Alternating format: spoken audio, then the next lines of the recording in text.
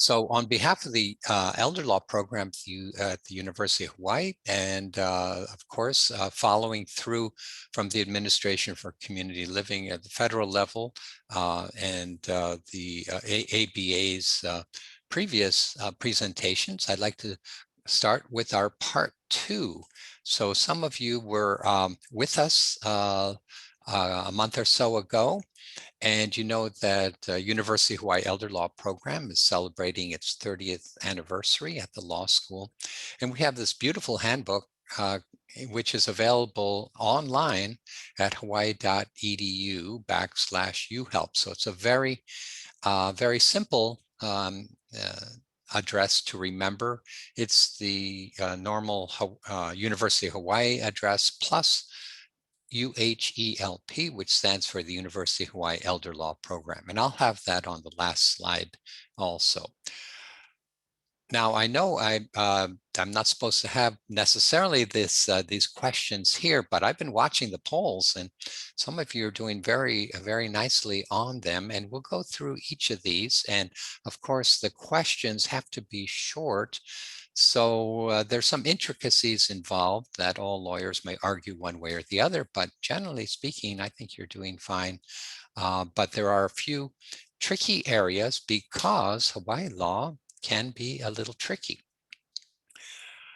This is our continuation for alternatives to guardianship and conservatorship, especially interventions in Hawaii. And we're just a little bit about decisional capacity because in part 1, I spent a lot of time on decisional capacity, but from looking at the poll, I see that most individuals who are taking the poll do understand that each particular type of decision may require a different level of capacity.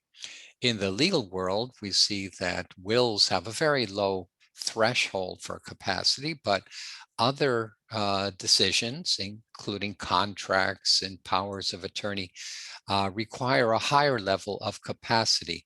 So our major question that we bring forward when we're talking about decisional capacity is capacity for what? And so most of the professionals, including those professionals in our audience today, on a daily basis make decisions about an individual's capacity. And then when capacity is in question, then they may seek other professionals to help, and including doctors, psychiatrists, psychologists. But we in the legal profession, we usually make our own decisions about the capacity of an individual. We don't require a person necessarily to have an assessment by a healthcare provider, but you're doing well on the you did well on the poll, and decisional capacity depends on the level of decisional capacity depends on whether or not you're going to be able to execute a document, for example, or whether you have sufficient capacity to understand what is going on around you and be able to stay in your own home and to live safely. And we'll get into those issues later on. I do want to acknowledge Adult Protective Services, who are the experts in our final topic in today's session on Hawaii laws protecting persons from abuse, neglect, and exploitation. And I'm very humbled to be making a very basic presentation about this area that they have the expertise in. And so we're lucky we have those folks working through this COVID-19 and, of course, throughout the years. So the topics today will be decisional capacity, dementia, and managing income and assets. Just a little connection from the last session to round out that topic. We'll focus a lot on advanced healthcare directives and other healthcare planning tools under Hawaii law because health laws in the United States are very dependent upon state law. So we'll talk about powers of attorney for healthcare, individual instructions for healthcare, surrogate decision-making, and I'll mention that in Hawaii, we define surrogate differently than in many other states, and then provider orders for life-sustaining treatment, which some of you may have executed when they were called physician orders for life-sustaining treatment. So now that advanced practice registered nurses are also involved in that, it may be a good idea to take another look at your POLST, because also there's much more clarity with the new, somewhat new provider orders for life-sustaining treatment that the old physician orders for life-sustaining treatment did not have in its form. And then again, I'll be talking a bit about Hawaii laws protecting persons from abuse, neglect, and exploitation. So decision-making and capacity for what is the big question. So remember, each specific activity that involves a decision, such as provision of informed consent for medical treatment, execution of will, trust, advance directive, or power of attorney, may have a different required level of decisional capacity to be considered legally effective. Accordingly, some individuals diagnosed with some stage of dementia may still have capacity to make some decisions for themselves. And that's what this whole series is all about, enhancing the individual's ability to continue to make decisions that they're still able to make and supporting them in those decisions. A couple of states across the country and numerous nations around the world have put in place specific supportive decision-making statutes that require the states to have plans in place to support individuals who may have some capacity limitations, but still should be afforded the right to autonomy and self-determination to the furthest extent possible. And so this this trend may be coming to Hawaii, we hope, one day. So let's get into a couple of the substantive areas, dementia and managing income and assets. So it's supported decision-making in Hawaii. While there's no Hawaii state law on this, there are a couple of processes that you may consider in helping somebody, and you may already be doing those things, or somebody may be helping you. So asking a family member, a trusted friend, or a personal money manager, which could be an individual or organization, to handle finances for an individual, including paying bills, managing the finances, handling investments, troubleshooting. The informal ways that families help people who struggle a bit with these matters is a way that I will continue to be the main way that people with some problems in managing income and assets will continue to be able to function in society. A very strong caution, of course, is that there is a lot of abuse by family members, so-called friends, even personal money managers. And we've seen a lot of abuse and financial exploitation. And recently we saw a case where a grandchild was helping grandma with paying bills, and he was an accountant, and he said, just let me take care of everything. And so the family was somewhat relieved that he was helping grandma. He's an accountant. He's the family accountant. And so even though the mother saw some issues relating to where is he getting all the money for the car and all those things, the alarm bells didn't really go off until grandma's death. And then they started looking around for money to pay for the funeral, etc.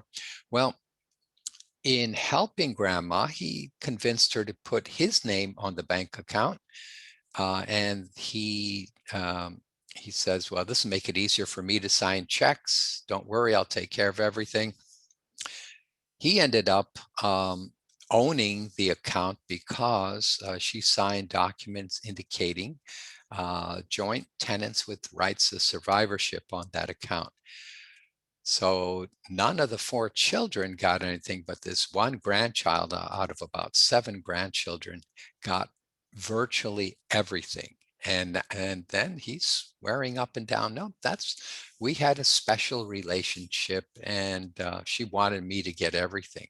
So be careful with this, especially when there is no real structure involved, formal structure. So a supported decision-making statute in Hawaii would go a great way to making sure that there are protections in place. But in the meantime, family members should use caution when other family members are handling the assets, and maybe grandma should say, well, let's share the accounting with everybody once a year or so. But it's just a caution. Periodic monitoring is wise, and so when when it's grandma's birthday, might be a good time for grandma to show the books to everybody and not just have the grandchild or whoever is handling the assets. Automatic bill payment for recurring bills, that's something that grandma could have set up and maybe did, but most of us have automatic bill paying for recurring bills. We don't have to worry about the gas bill, the electric bill, telephone, TV, everything else like that. So that's a very good way to take a lot of pressure off somebody who is losing the ability, or maybe never had the ability. In some families, some folks just don't have a very good idea of how to manage their assets and can use more help. Providing online access to manage the assets. It's similar to having your name on a checking account, potentially, because online access could mean, of course, taking those assets too. So there are pluses and minuses to all of these management of assets. The common use of ATMs, that access. Stories, and I'm sure that our friends at Adult Protective Services will be able to relate issues where somebody has the ATM access card, goes and gets money. It's supposed to be used for that individual, but what really happens to that money? So it can be very convenient, but it can also be dangerous. And then I mentioned already adding a co-signer on the account. Caution regarding joint property. You don't have to have it as joint property. There's a great danger with these. Now, of course, you have to forgive me for being so down on some of these people who are helping others with, and especially maybe beginning stage of dementia, but we only get, much like Adult Protective Services, we only get the bad calls. We don't get people who say, it's been working perfectly, and not only did my grandchild not steal from me, he gives me money. So, but we don't get those calls. Jointly held property, I'm just going to do a little bit about that, because this is where individuals may have some issues later on that the family cannot resolve, especially after death. The types of property ownership of accounts or other property, including homes. And the same thing happens with homes, where all of a sudden somebody else's name is on the house. So the various types of property ownerships, severalty, which sounds who knows where that came from, but severalty just means you own it by yourself. Nobody else owns it with you. So that's an easy one. Tenants in common is where you own property with other people, but each of you owns a distinct portion of it. So let's say 4 siblings join in and buy an investment home as tenants in common. So they each own 1/4. Let's say they divide it up equally.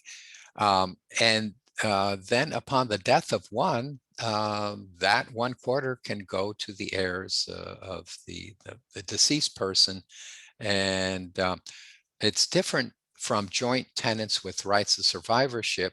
So those same 4 siblings buying that home, if the property was purchased in joint tenancy with rights of survivorship, upon the death of the first sibling, the other 3 siblings automatically, by operation of law, would be entitled to the ownership, and the heirs of the other, the sibling that just died, would not get anything. So it's important to know how you hold property.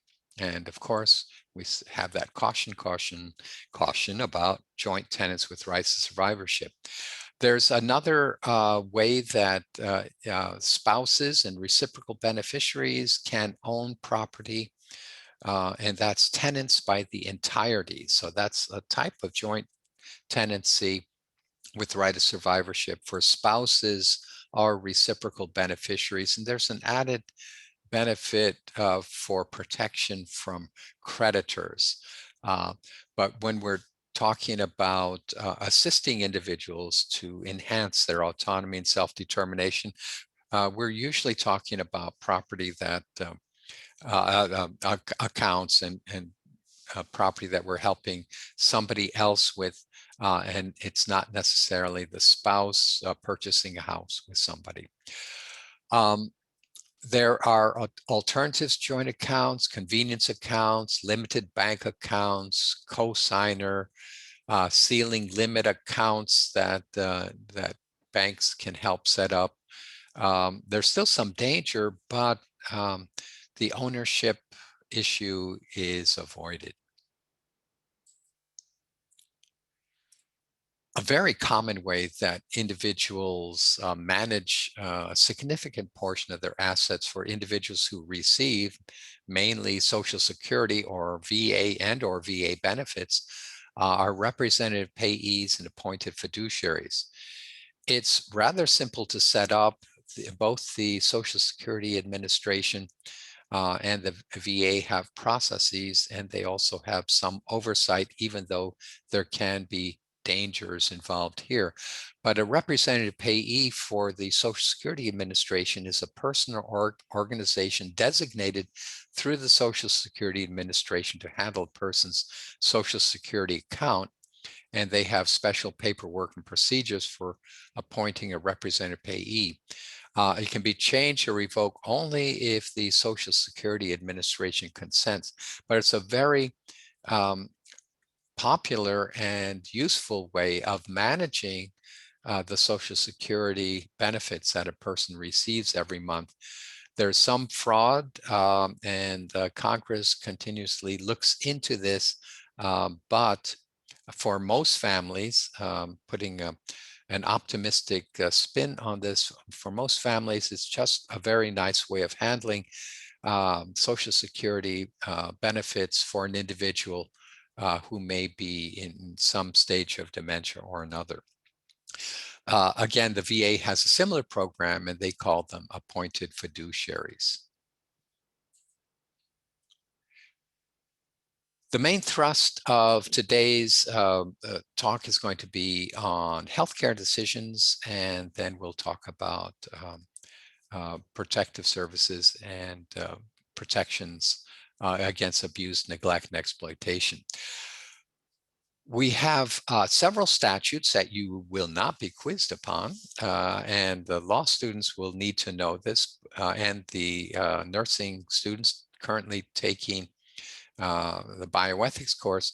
But we do have an informed consent statute in Hawaii, which provides the standards for providing informed consent for an individual before treatment or procedure can take place. The reason that we emphasize it for our healthcare providers is that failure to provide adequate informed consent is one of the leading areas of medical malpractice in the United States. So there's a statute on it which provides the elements.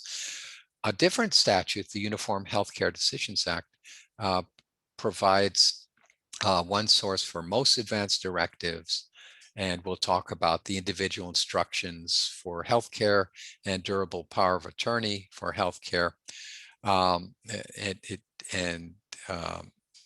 The surrogacy provisions, which are different than in other states. So the advanced directives in Hawaii are much more accepted and portable, which means they can be used in many other states, and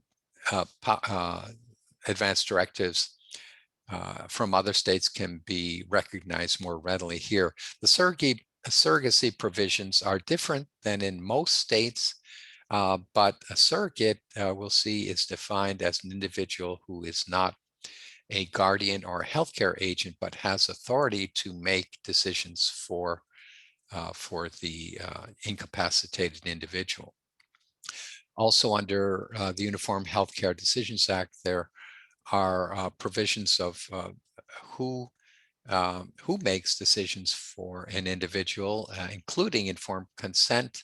But also there are immunities for people who in good faith follow the directions of the patient or the legally authorized representative. And there are penalties for those who do not. And finally, in this area, we'll talk about provider orders for life-sustaining treatment. Believe it or not, we still run across old living wills in Hawaii. So under the Uniform Healthcare Decisions Act, we call such documents advanced healthcare directives, and they may include individual instructions for healthcare and a durable power of attorney for healthcare. An individual doesn't have to have individual instructions or a power of attorney in the advanced directive. They can have one or the other. And it's important to note that healthcare providers are prohibited from either requiring an individual to have an advanced directive or from not allowing or prohibiting an individual to make one. I mentioned that the old living will terminology is not used in Hawaii. We don't have them here. However, for veterans in the audience, you should know that the VA has a form, an advanced directive form, that still includes terminology, and they still have a living will. So it's not bad at all. It's actually a very good document. But for those documents that are prepared under our Uniform Healthcare Decisions Act, and we have some sample forms in the handbook, and you can get them from any healthcare facility, major healthcare facility. And there's a statutory sample form. The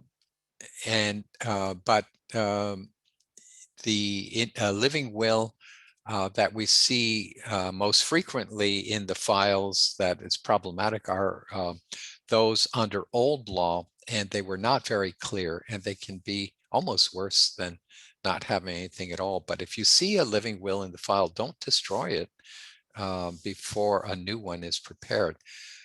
But one other caution about that is that in order to execute a new advanced directive, the individual needs to have sufficient capacity to understand the document and to execute the document.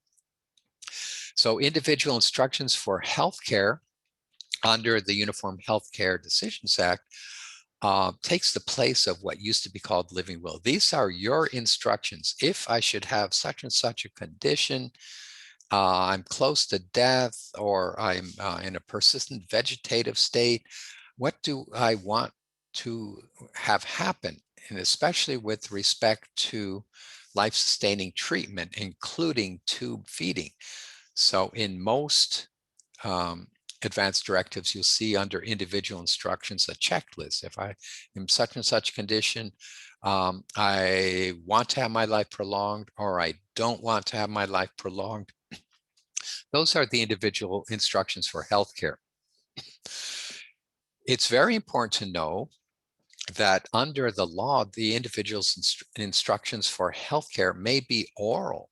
So they wouldn't be included in the advanced directive, or they may be in writing, and they can be in an advanced directive.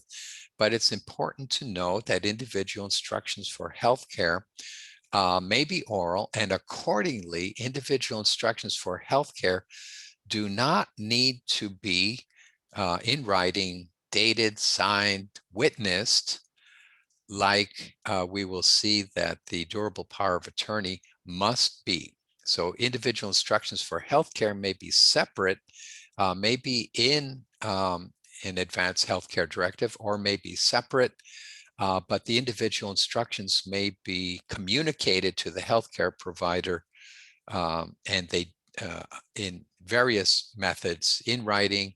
It can be a note, it can be in person, it can be over the phone, it can be through Zoom, but these individual instructions for healthcare, it can be accepted by the healthcare provider, and the healthcare provider can include those individual instructions in the patient's medical file.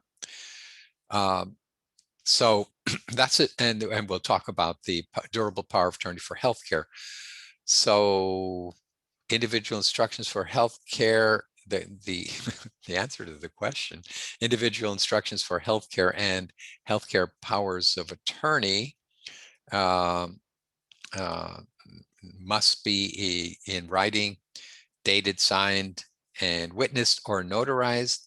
Well, that's not really a completely true answer to the question. Healthcare providers are required to comply with the patient's individual instructions under most circumstances, and those individual instructions can change. And that's why the law makes it easy for an individual to inform the healthcare provider about current wishes about individual instructions for healthcare. It's important to find any written individual instructions, including those that have been signed and dated and witnessed. And if a person changes their mind, to make sure that the most recent desires of the patient will be followed. Durable power of attorney for healthcare must be in writing, dated, signed, witnessed by two qualified individuals, or notarized. And so that's much more formal.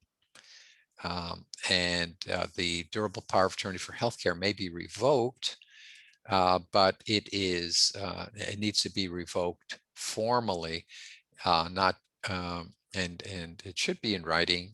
It can be revoked through another document, or it may be revoked by personally informing the supervising healthcare provider. So the statute does permit and does encourage individuals to make sure that their wishes, not only about individual instructions, but also with respect to who is their agent to make healthcare decisions, that it can be revoked. A very important note is that since 2014, healthcare powers can no longer be included in general powers of attorney for legal and financial matters that are executed under that sort of new law, the 2014 law, under the provisions of the Uniform Power of Attorney Act. So these powers of attorney need to be separated. So there's a separate power of attorney for legal and financial matters, and there's a separate power of attorney for healthcare, and that's usually found in an advanced directives under the Uniform Healthcare Decisions Act. The Uniform Power of Attorney Act specifically mentions the Uniform Healthcare Decisions Act and says healthcare powers are under that Uniform Healthcare Decision Set. If you have an older document, older power of attorney, it should be okay if it does include healthcare powers, but it should be reviewed to make sure that the healthcare powers are adequately expressed in that power of attorney. If a person still has mental capacity to execute a new power of attorney under the Uniform Power of Attorney Act and has sufficient capacity to execute a new healthcare power of attorney, that might be a good idea. If the person no longer has capacity, generally speaking, they will the healthcare providers will look at it to make sure that it actually does provide sufficient authority for a person to be named an agent. I'm on an ethics committee, and occasionally we'll see that the individuals come into the hospital and they're no longer have capacity, either temporarily or permanently. And the question rises, who makes decisions for that individual? And people say, I'm the POA. And people like to use POA, I guess stands for power of attorney.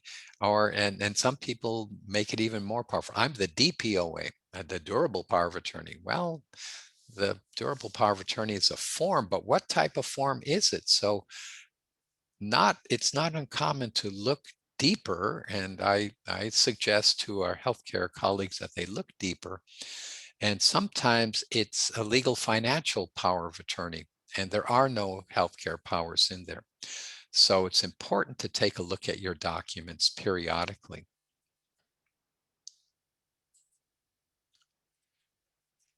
What happens if you don't have a healthcare power of attorney, or your loved one doesn't have one? Well, in the first part of these sessions, and we talked about guardianship. And so that's what many people may have to pursue as a guardianship. And now guardianship is very expensive, time consuming, and it just is sometimes doesn't work out very well because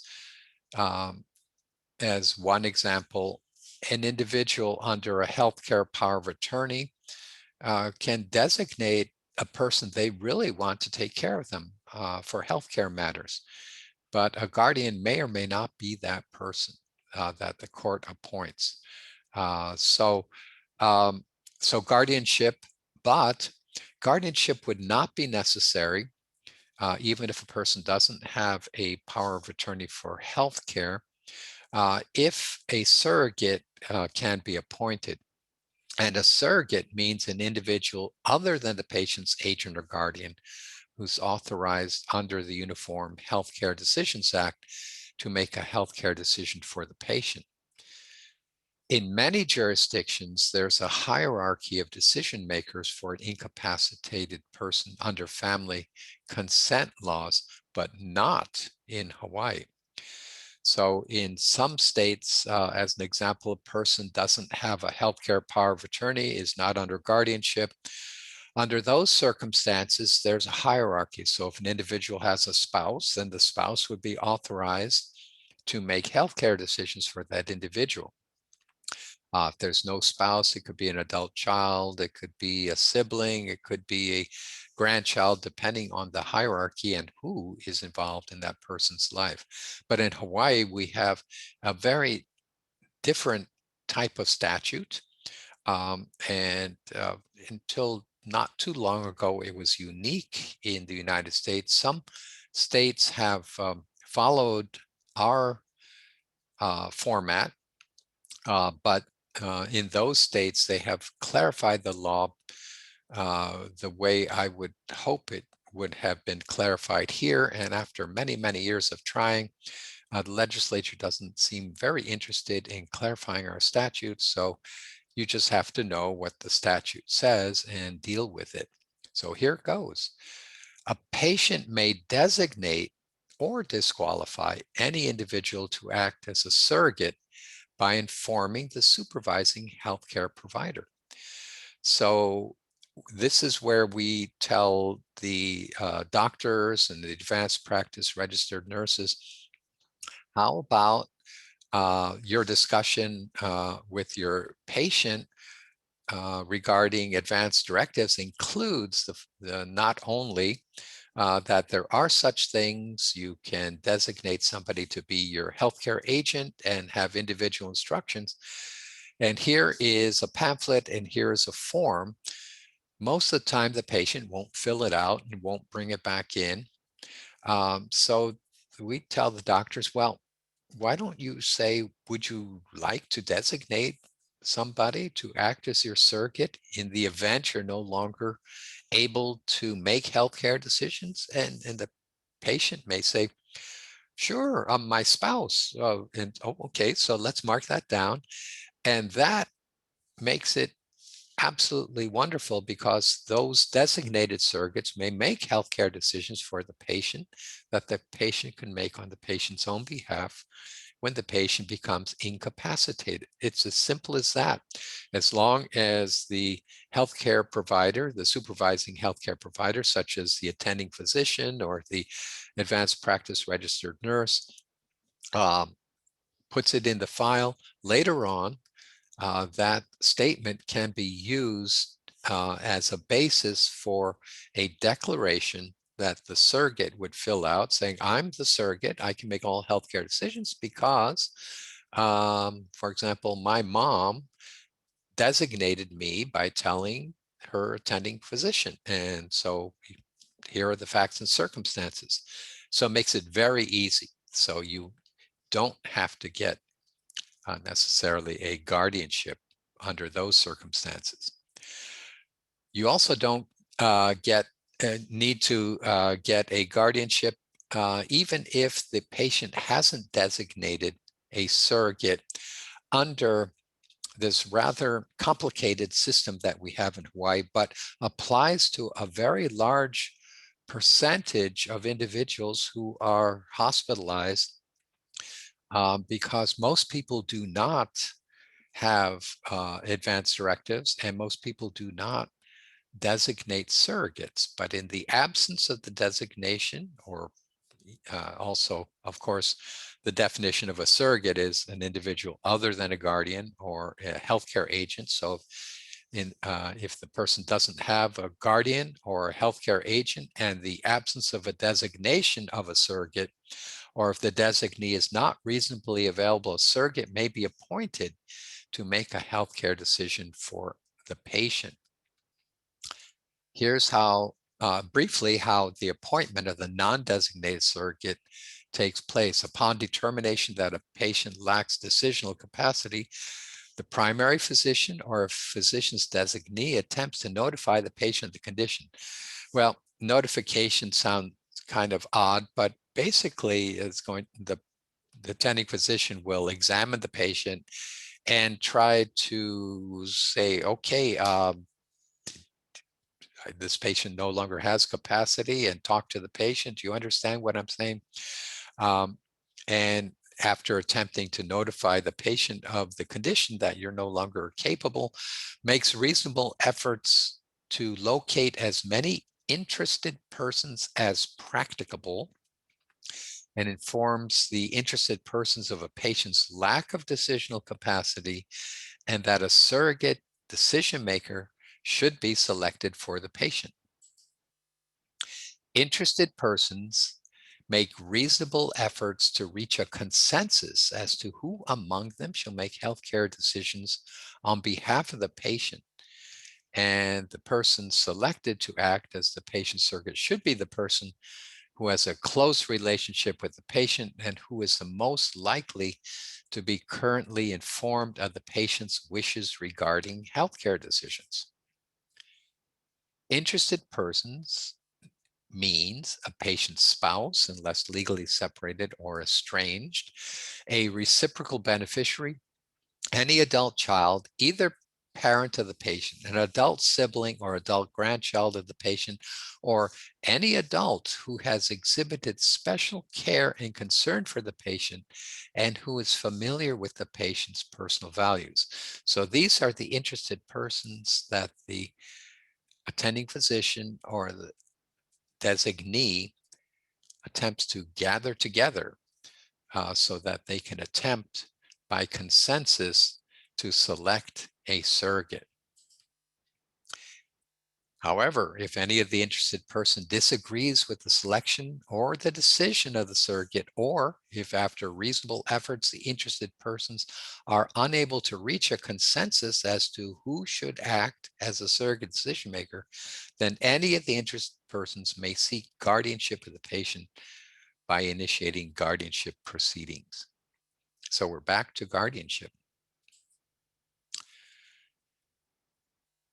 One problem with the non-designated surrogate, even if you go through that whole process, and most people go through it okay, and then, but here's the problem area. A surrogate who has not been designated by the patient may make all healthcare decisions for the patient that the patient can make on the patient's own behalf, except, so here's the exception. Artificial nutrition and hydration may be withheld or withdrawn upon a decision by the surrogate only when the primary physician and a second independent physician certify in the patient's medical records that the provision of artificial nutrition or hydration is merely prolonging the act of dying and that the patient is highly unlikely to have any neurological response in the future. Well, don't ask me what it means because I don't know what it means. And I've asked them to, them is the legislature over the years, but I've given up to change this definition because nobody knows what it means. I've had real long discussions about what does unlikely to have any neurological response in the future even mean? And what is the act of dying? So that's what people are stuck with, and it just makes it more difficult to make decisions about this particular area that the legislature is focused on, which is artificial nutrition, hydration, otherwise known as tube feeding. It's not to say that these decisions aren't made to withhold or withdraw tube feeding, but it's the statute doesn't make it very clear, and it's not a comfortable thing. One other thing that the legislature forgot to do when they changed the law and they made that surrogate decision-making statute, they changed that unbeknownst to many of us before they passed it, but or they finalized it. But this other matter is under the Uniform Laws Commission Uniform Healthcare Decisions Act that was presented to the various states, and Hawaii passed a version of it. The statute, the uniform statute said a supervising healthcare provider may require a surrogate to provide written declaration under the penalty of false swearing, stating facts and circumstances reasonably be sufficient to establish the claimed authority. So, for example, if the doctor says, "Wow, how did you become the surrogate?" In other states, they may require it. But in Hawaii, they thought it was such a great idea that they changed may to shall. And so every surrogate, whether it's designated or non-designated, must provide a written declaration under the penalty of false swearing, stating these facts and circumstances. Oh, that's the, I think that would be the people, the legislature calling and being very angry with me. But at any rate, the legislature did not provide a format for this declaration. They did provide a format for the sample format for the sample optional form for the healthcare advanced directive, but not for this. So we developed a form, other hospitals developed forms, but if there's a surrogate involved, it should be in the medical file before healthcare providers will recognize the authority of an individual to make healthcare decisions. So some hospitals are better than others in following through with this. So when they say, where is your written declaration? Why are you the surrogate? This is why you need to fill one out. There are several obligations under the for healthcare provider institutions, and there are exceptions. Basically, they need to comply with an individual instruction or reasonable interpretation by a person authorized to make decisions, and to comply with the healthcare decision made by an authorized person to the same extent as if the decision had been made by the patient. However, there's that asterisk and the exceptions. There's one exception for reasons of conscience. A healthcare provider may decline to comply with an individual instruction or healthcare decision for reasons of conscience, and a healthcare institution may decline to comply with an individual instruction or healthcare decision if the instruction or decision is contrary to a policy of the institution which is expressly based on reasons of conscience, and if the policy was timely communicated to a patient or to a person then authorized to make healthcare decisions for a patient. In the past, this often involved decisions regarding tube feeding.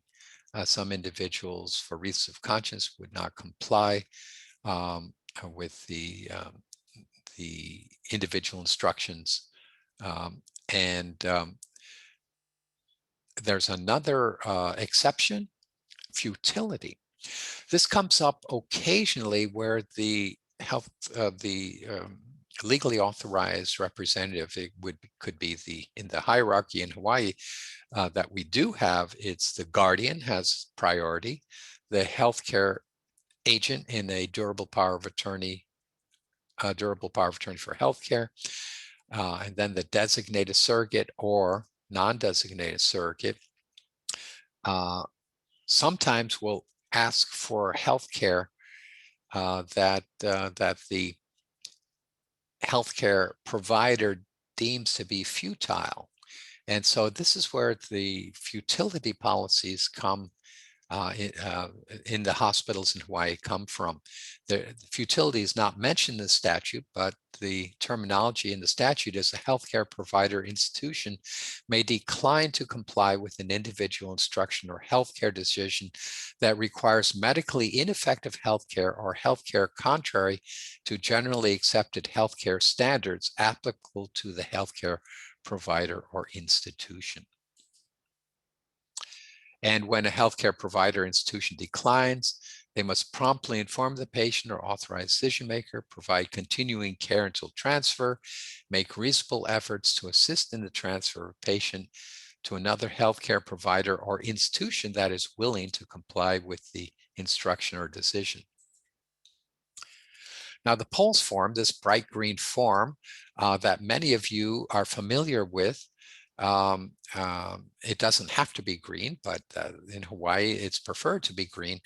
It was revised in 2014, and as I mentioned in the beginning of this presentation, they're provider orders for life-sustaining treatment signed by the patient, or if incapacitated, by a legally authorized representative, and that would be the guardian or the agent in a healthcare power of attorney, or a designated or non-designated surrogate. They will also be signed by the patient's physicians or advanced practice registered nurse that records the patient's wishes and directs a healthcare provider regarding the provision of resuscitative and life-sustaining measures. This takes the place of the comfort care only, do not resuscitate bracelet law, which has been suspended, but those bracelets and necklaces are still out there and should be followed. There are dangers that I will talk about in a second. The objectives of POLS, it helps physicians, nurses, healthcare facilities, and emergency personnel honor patients' wishes regarding life-sustaining treatments. and it's especially suggested for those with chronic debilitating diseases, a seriously ill patient, or a terminally ill patient. But caution, you should know that under Hawaii law, if a person is incapacitated, the patient's legally authorized representative may revoke a provider orders for life-sustaining treatment form at any time and in any manner that communicates intent to revoke. It's supposed to be in the best interest of the patient.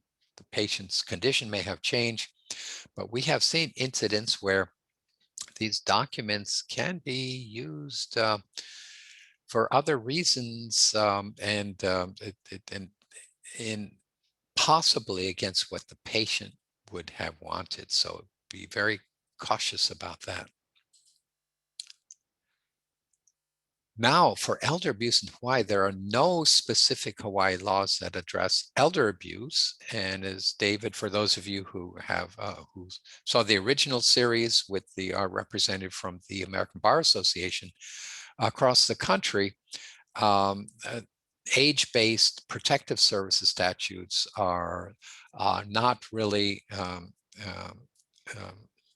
desirable because for a variety of reasons, but it should be more based on the needs, the vulnerability of the individual. And so we have that in Hawaii.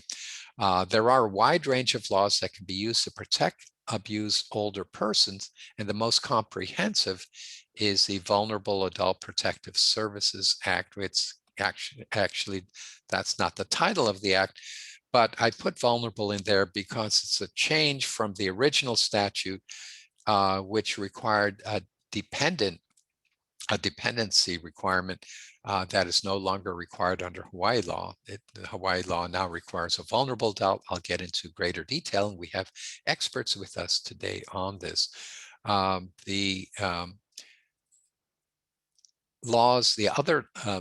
Many other laws that protect and assist persons abused by others. Some of these laws do have age-based factors rolled into them.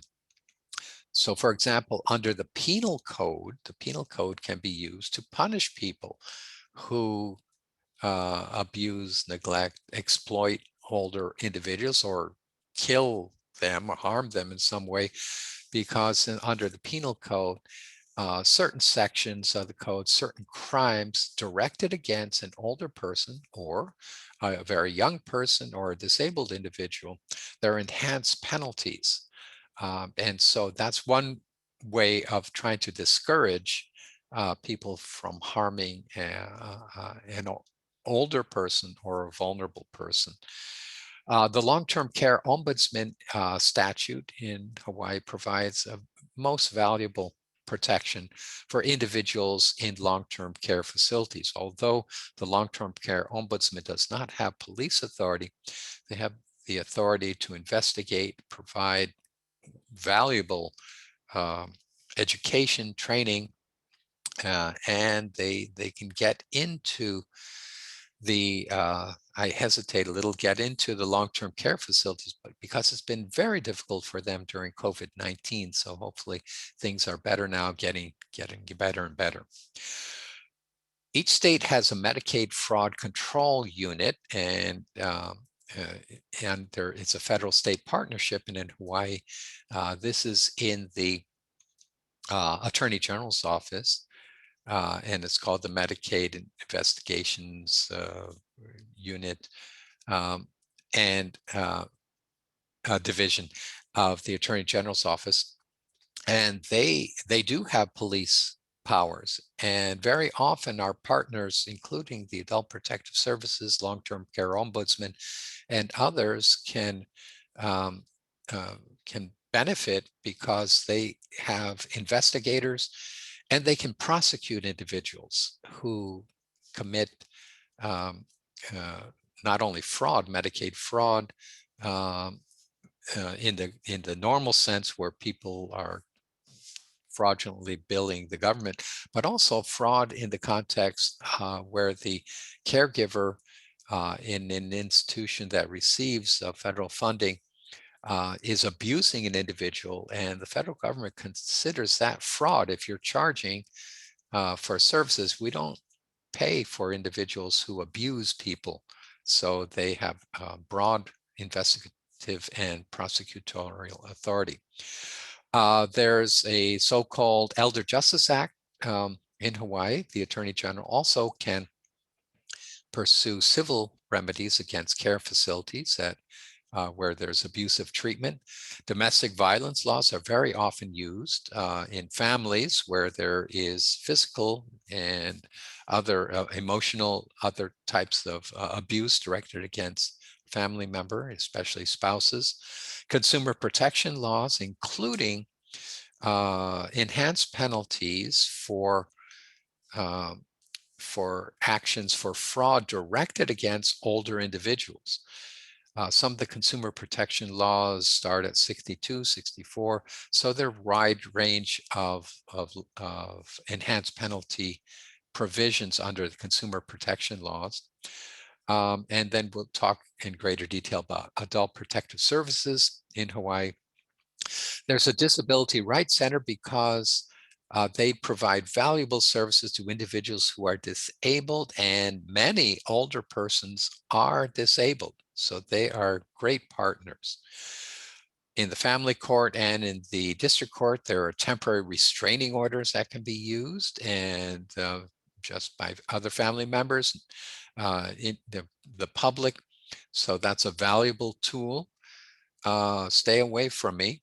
There's the Office of the Public Guardian, which provides guardianship where there is no suitable or available guardian in an individual's life. There are involuntary civil commitment and treatment laws, and the legislature is currently looking at more empowerment and protection for individuals who have mental conditions that are leading them to situations where they cannot live in the community without involuntary treatment. And so this has been a very problematic area in Hawaii with people who are, for example, not taking their medications and forcing an individual to take medications. The guardianship laws are not adequate.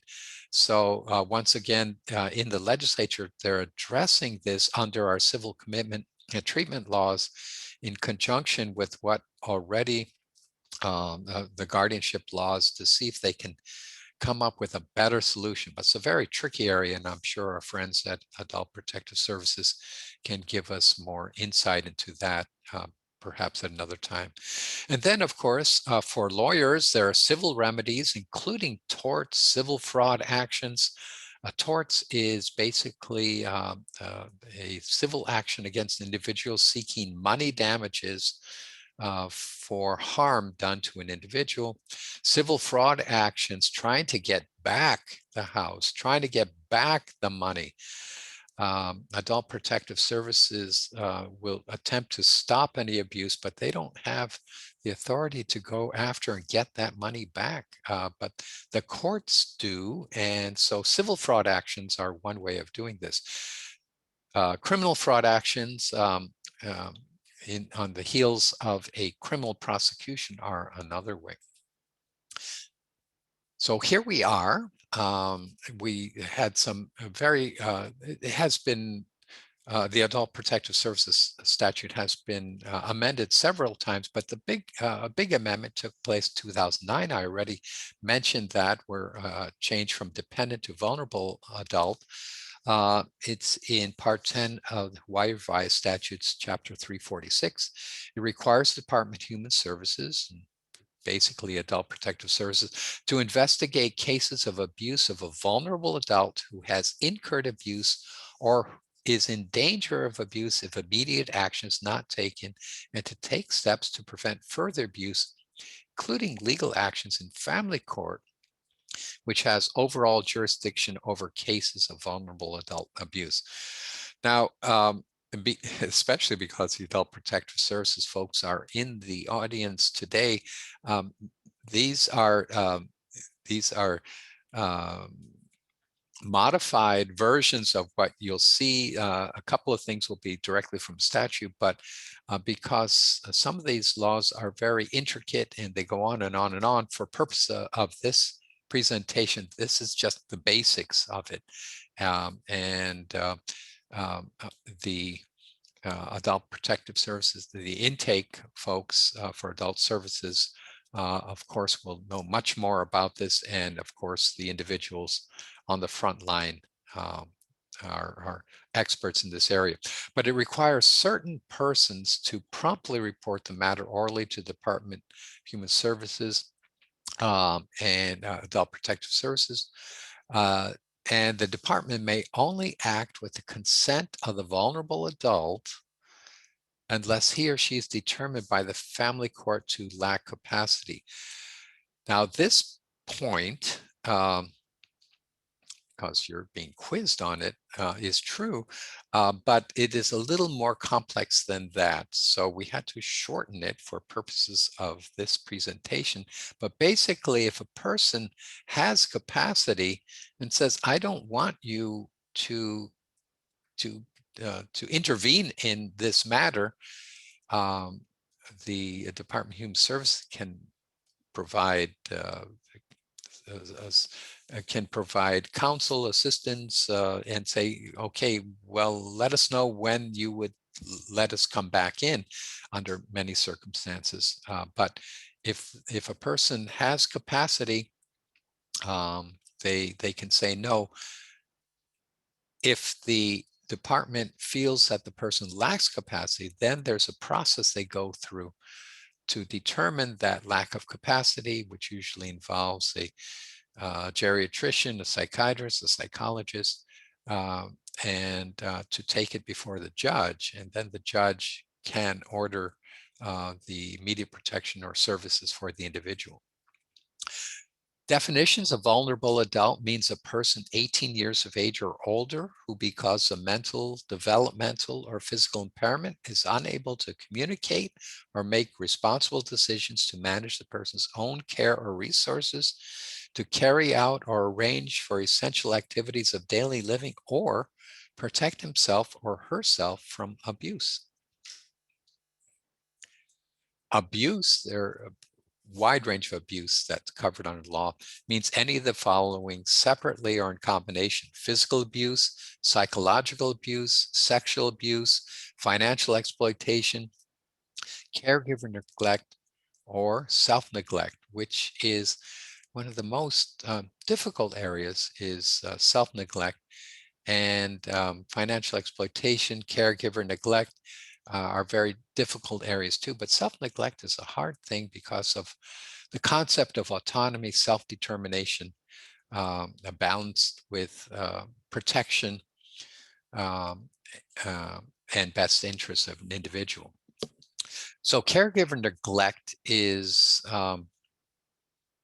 unfortunately commonly seen, means a failure of a caregiver to exercise that degree of care for a vulnerable adult that a reasonable person with the responsibility of a caregiver would exercise within the scope of the caregiver's assumed legal or contractual duties, including but not limited to the failure to assist with personal hygiene, protect the vulnerable adult from abandonment, provide in a timely manner necessary food, shelter, or clothing, provide in a timely manner necessary health care, access to health care, prescribed medication, psychological care, physical care, supervision, protect the vulnerable adult from dangerous, harmful, or detrimental drugs, protect the vulnerable adult from health and safety hazards, or protect the individual adult from abuse by third parties. Now, the third-party abuse, such as financial exploitation by that grandson, the grandson may not be the caregiver. So that you can have separate things going on at once. But you know, in one case, we saw it was actually the mother of the child. So it would be the two generations working the grandma or at least we suspect not protecting the vulnerable adult from abuse by that grandchild who was stealing money. And we think that that caregiver child may have been in on it, but at the minimum, she didn't protect her own mother from that child. And she said, I don't want to hear about it. Self-neglect is a very hard matter. We have several sessions on this. A vulnerable adult's inability or failure due to physical or mental impairment or both to perform tasks essential for caring for oneself, including but not limited to obtaining essential food, clothing, shelter, and medical care, obtaining goods and services reasonably necessary to maintain minimum standards of physical health, mental health, emotional well-being, and general safety, and management of one's financial assets. And you add to that, the vulnerable adult appears to lack sufficient understanding or capacity, so we're back to almost slide one, to make or communicate responsible decision and appears to be exposed to a situation or condition that poses an immediate risk of death or serious physical harm. So there are great limitations on what APS calls, and families are frustrated when they call and this is what the law provides. They can't go around what the law says. Now they can offer services, they can offer help, but self-neglect is a very difficult issue. Oh, we're getting close to the end because here are those questions and that you came up with. Most of you did very well on specific activities, individual instruction for healthcare. Oh, well, now you know that that's not true. Under Hawaii law, if a person is incapacitated, a patient's legally authorized representative may revoke a pulse at any time in any manner. Wow. A healthcare provider, healthcare powers may be included in general powers of attorney executed under the provisions of the Uniform Power of Attorney Act. Just because it says Power of Attorney Act doesn't mean that. It has to be a healthcare power of attorney under the Uniform Healthcare Decisions Act, not under the Uniform Power of Attorney Act. And under the Hawaii Adult Protective Services Statute, Department of Human Services must have the consent of the victim before an investigation or protective action can commence unless the court, through extended some process, finds the victim lacks capacity.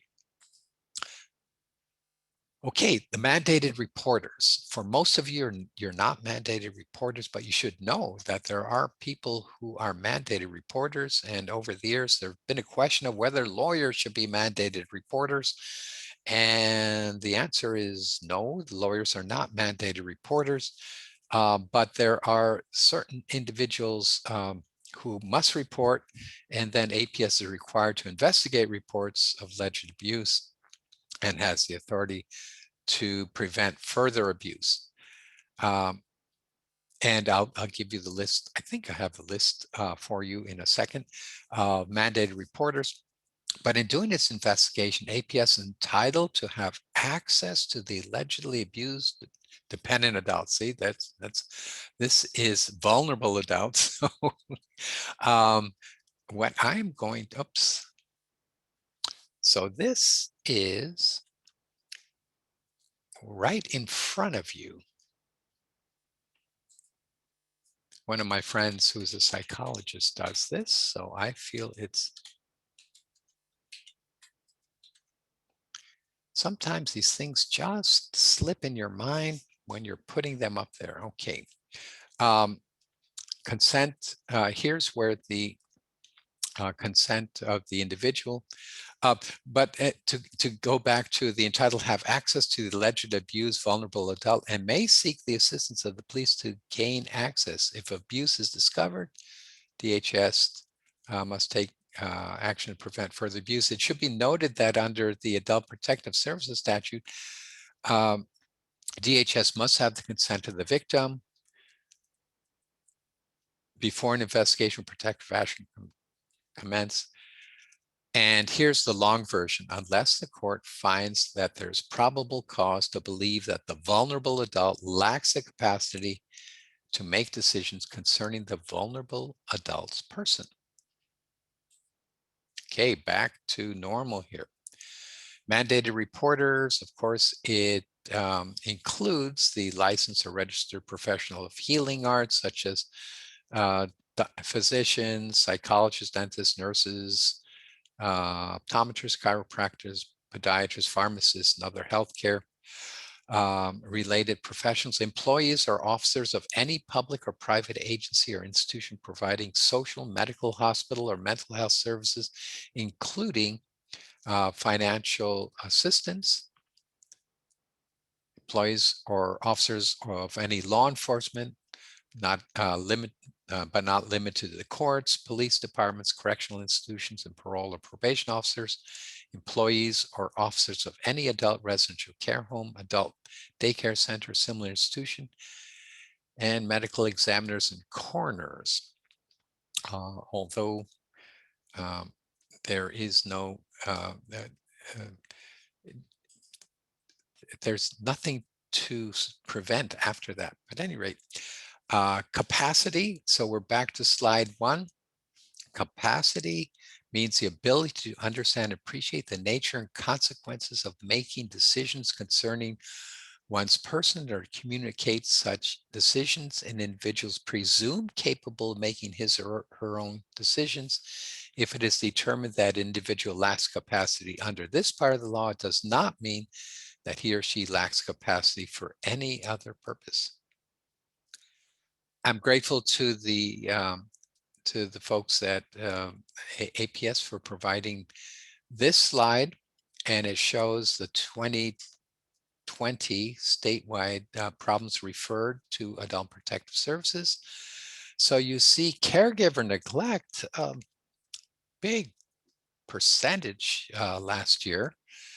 Self-neglect, a big percentage. Financial exploitation continues to be big. Psychological abuse, physical abuse, sexual abuse. And so this is the state of affairs in Hawaii of those that are reported, that are referred to APS. And most abuse, as the ABA representative David mentioned, most abuse is not reported. So there we are. Oh, this is great, because we do have time for questions, and I want to let you know that this legal handbook is available once again at hawaii.edu/uhelp, and it covers these subjects and many others, including basic estate planning, guardianship, conservatorship, hiring a caregiver, etc., etc. And it has forms and other references.